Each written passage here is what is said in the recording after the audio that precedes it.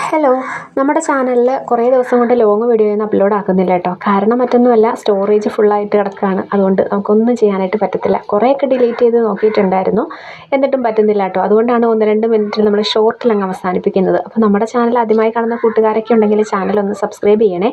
Video ഇഷ്ടപ്പെട്ടാൽ ഒന്ന് like ചെയ്യാനൊന്നും മറക്കരുത് കേട്ടോ. അതുപോലെ നമ്മുടെ കൂട്ടുകാരൊക്കെ കാണുന്നുണ്ടെങ്കിൽ ഒന്ന് കമൻറ്റ് ചെയ്യാൻ മറക്കണ്ട.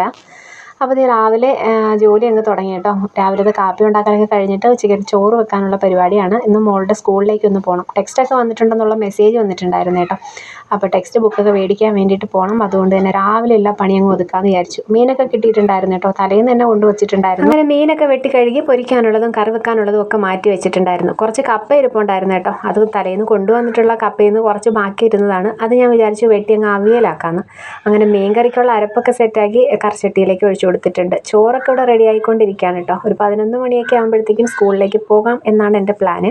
ഇതിനിടയ്ക്ക് നമുക്ക് മോട്ടറിലൊക്കെ വെള്ളം തീർന്നിട്ടുണ്ടായിരുന്നു കേട്ടോ. കിണറിലും വെള്ളമില്ല. 2-3 ദിവസം കൊണ്ട് മഴ അങ്ങനെ വലിയ മഴയായിട്ടൊന്നുമില്ല, ചെറിയ ചാറ്റൽ മഴയൊക്കെയാണ്. എന്തോ ഒരു ഭാഗ്യം കൊണ്ട് ഇന്ന് ലൈനിൽ വെള്ളം വന്നിട്ടുണ്ടായിരുന്നു. പെട്ടെന്ന് തന്നെ ടാങ്കിലേക്ക് ഓസൊക്കെ എടുത്തിട്ട് കൊടുത്തിട്ടുണ്ടായിരുന്നു കേട്ടോ. വെള്ളമില്ലെങ്കിൽ വളരെ കഷ്ടപ്പാടാണ്. തൊട്ടടുത്ത കിണറുകളിലൊന്നും വെള്ളമില്ല കേട്ടോ. ഉണക്കുകാലമായി കഴിഞ്ഞാൽ നമ്മുടെ വെള്ളത്തിന് ഭയങ്കര ക്ഷാമമുള്ള നാടാണേ നമ്മുടെ.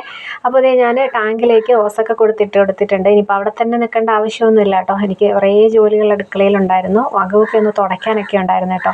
അങ്ങനത്തെ കയറി വന്ന് മീൻകറി അവിടെ തിളയ്ക്കുന്നുണ്ടായിരുന്നു. ചീനിയൊക്കെ ഞാനൊന്ന് വെട്ടി കഴുകിയെടുത്ത് കുറച്ച് മഞ്ഞളും ഉപ്പൊക്കെ ഇട്ട് വേവിച്ചെടുത്തിട്ടുണ്ട്. അതിലേക്ക് കുറച്ച് കാന്താരി മുളകും വെളുത്തുള്ളി കുറച്ച് ചെറിയ ജീരകവും കൂടെ കുറച്ച് തേങ്ങയിൽ ഒന്ന് ഒതുക്കിയെടുക്കുന്നുണ്ട്. അതിലേക്ക് പിന്നെ കുറച്ച് കടുകും കൂടെ പൊട്ടിച്ച് ഒഴിച്ച് കഴിഞ്ഞാൽ നമ്മുടെ ചീനി അഥവാ കപ്പ അങ്ങോട്ട് താളിച്ചത് റെഡി ആയിട്ടുണ്ട്.